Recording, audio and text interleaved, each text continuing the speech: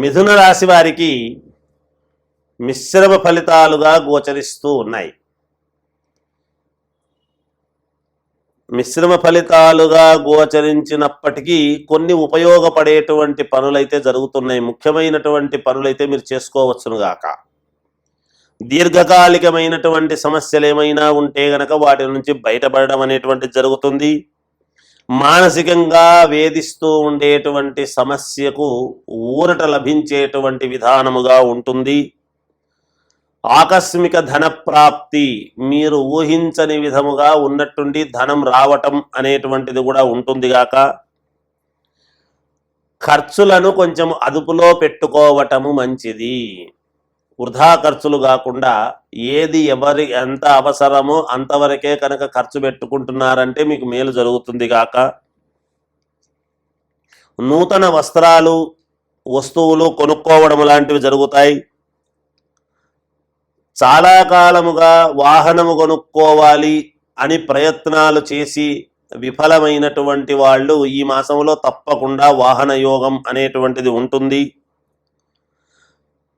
సన్నిహితుల ద్వారా విలువైనటువంటి వస్తువులు మీకు అందుతాయి.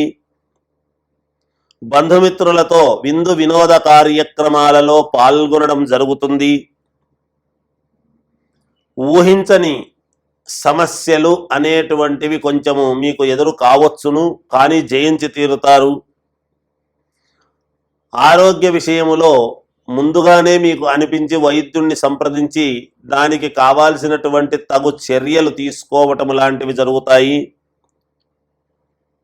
మిత్రులతో స్వల్ప వివాదాలు, తెలిసినటువంటి వాళ్లతో అయిన వాళ్లతోనూ కాస్త చిన్నపాటి వివాదం లాంటిది జరగవచ్చునేమో, కనుక జాగ్రత్తగా మాట్లాడేటప్పుడు మాట్లాడితే చాలు, అన్నీ అనుకూలిస్తాయి గాక. జయోస్తు. అన్ని రాసుల వాళ్లకు కూడా ఈ మాసము ఇంకా మెరుగైనటువంటి ఫలితాలు ఉంటాయి కదా. మనకు కావాల్సినటువంటి కోరికలు అనేక రకాలుగా ఉంటాయి. అనేక రంగాల వాళ్లకు అనేక రకాలుగా ఉంటాయి. అయితే మీ వ్యక్తిగతమైనటువంటి జాతకాలు మొదట చూసుకోవటం అనేది చాలా అవసరము.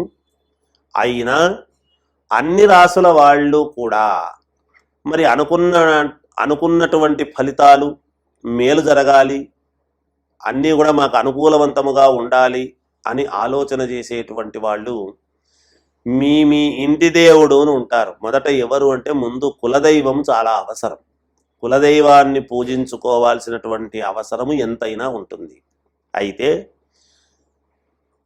ఒక్కొక్కరి కులదైవం ఒక్కొక్కరు ఉండవచ్చును. ఎవరికి ఉండినా అన్ని రాసుల వాళ్లకు నేను తెలియజేస్తున్నాను, ఒక్కరికని కాదు, అన్ని రాసుల వాళ్లకు కూడా మీరు చేసుకోవాల్సినటువంటి పరిహారము ఏమిటి ఈ జూలై మాసములో అని గనక ఒక్కసారి మనం ఆలోచన చేసినట్టయితే, మీ ఇంటి దేవుడికి ఏ రోజో ఒక రోజు ఉంటుంది. అంటే శివుడికి అయితే సోమవారం, వెంకటేశ్వర స్వామికి అయితే శనివారము, ఇలా అమ్మవారికి అయితే శుక్రవారము మంగళవారము, ఆంజనేయ స్వామికి మంగళవారము అని శనివారం అని కూడా చేస్తారు. అలా మీకు మీ ఇంటి దేవుణ్ణి బట్టి ఏ వారం అయితే ఆ వారము శ్రద్ధగా మీరు చేయాల్సింది ఏమిటి అంటే, ఆ వారము ఆ రోజు ఉదయాన్నే తలస్నానము చేసి, అంటే మొదట్లోనే ఈ మాసము మొదట్లోనే చేస్తే మాసం అంతా కూడా మంచి ఫలితాలు రావటానికి అనుకూలం. అలా ఒక 3 సార్లు చేయవచ్చును, 5 సార్లు చేయవచ్చును. ఈ పరిహారము మీ సౌకర్యాన్ని బట్టి కనీసం అంటే 3 సార్లు చెయ్యండి. మీ ఇంటి దేవుడు ఏ దేవుడైతే ఆ రోజు ఉదయాన్నే తలస్నానం చేసి 3 గుప్పిళ్ళు బియ్యం ఒక పేపర్ కానీ లేదా ఒక కవర్లో కానీ ఇలా 3 పిరికెళ్ళు బియ్యం, అంటే మనస్సు ముఖ్యం. ఎవ్వరికైనా దృఢ సంకల్పం అనేటువంటిది చాలా అవసరం. ఇది గుర్తుపెట్టుకోవాలి మనం. అలా 3 పిరికెళ్ళు బియ్యం అనేటువంటిది వేసి, అలా 3 పిరికెళ్లలోనూ ఒక కాయిన్, 3 కాయిన్స్ అందులో వేసి, ఇవి తీసుకువెళ్ళి అక్కడ దేవాలయములో ఉండేటువంటి అర్చకుడు, అంటే మీ దేవుడు ఎవరైతే ఉంటారో ఆ దేవుడికి ఒక ఆలయం ఉంటుంది కదా. అమ్మవారికి అయితే అమ్మవారి ఆలయం, శివుడైతే శివాలయం, విష్ణువైతే విష్ణు ఆలయం, ఆంజనేయ స్వామి అయితే ఆంజనేయ స్వామి ఆలయం, ఇలా ఆలయం ఉంటుంది. ఏ ఆలయము లేని దేవతలు కొన్ని ఉంటాయి ఏవో. అవి చాలా దూరము, మా ఇంటి దేవుడు, మేము ఎలా వెళ్ళాలి అనేటువంటి భావన కూడా మీకు కలగవచ్చునేమో.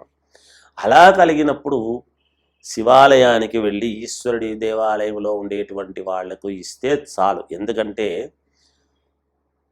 సకలైశ్వర్య ప్రదాత పరమేశ్వరుడు, అక్కడ అమ్మవారు స్వామి ఇద్దరు అర్ధనారీశ్వరులు కాబట్టి వేరువేరు కాదు కాబట్టి అక్కడ ఇస్తే అందరికీ మీ అనుకూలమైనటువంటి దేవతలకు ఇచ్చినట్టే.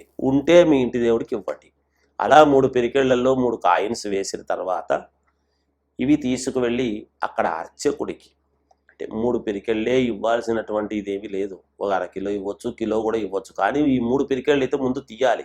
మీ మనస్సులో ఉండేటువంటి దృఢమైనటువంటి కోరికను కోరుకొని 3 పిరికెళ్ళు అక్కడ వేస్తే ఆ 3,000 పిరికెళ్ళు కావచ్చు రేపు. అందుకని ఎప్పుడూ కూడా ధాన్యం అనేటువంటిది చాలా గొప్పది.